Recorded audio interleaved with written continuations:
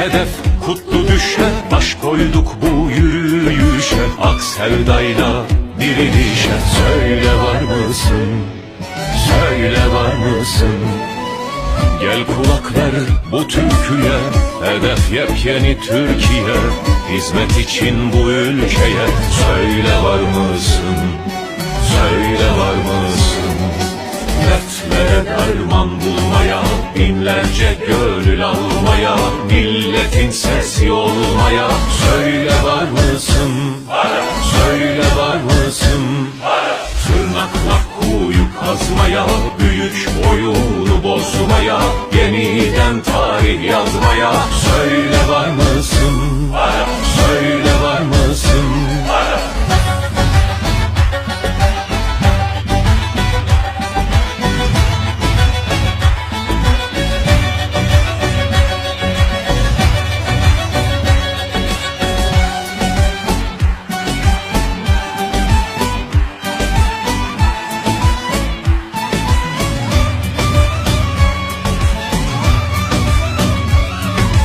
Söyle bu ikili kim için bitsin bu ayrılık, bu kin, kardeşlik ve barış için. Söyle var mısın, söyle var mısın?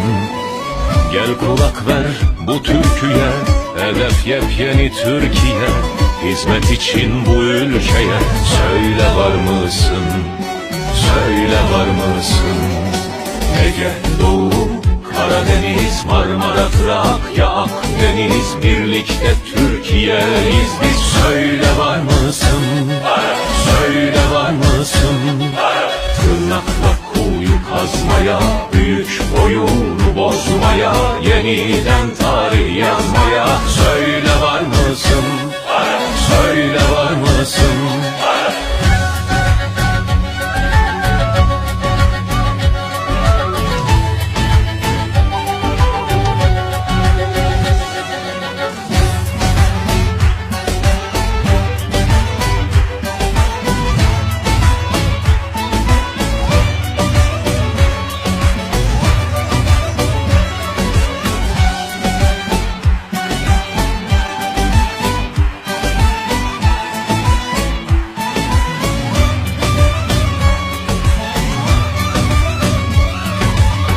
Hedefi aşkla vurmaya, nefrete karşı durmaya, Yunusça dünya kurmaya.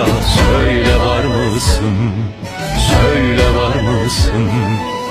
Gel kulak ver bu türküye, hedef yepyeni Türkiye, hizmet için bu ülkeye. Söyle var mısın, söyle var mısın? Bacı, kardeş, genç, ihtiyar, birlikte çok yolumuz var, bu yolun sonuna kadar. Söyle var mısın, söyle var mısın?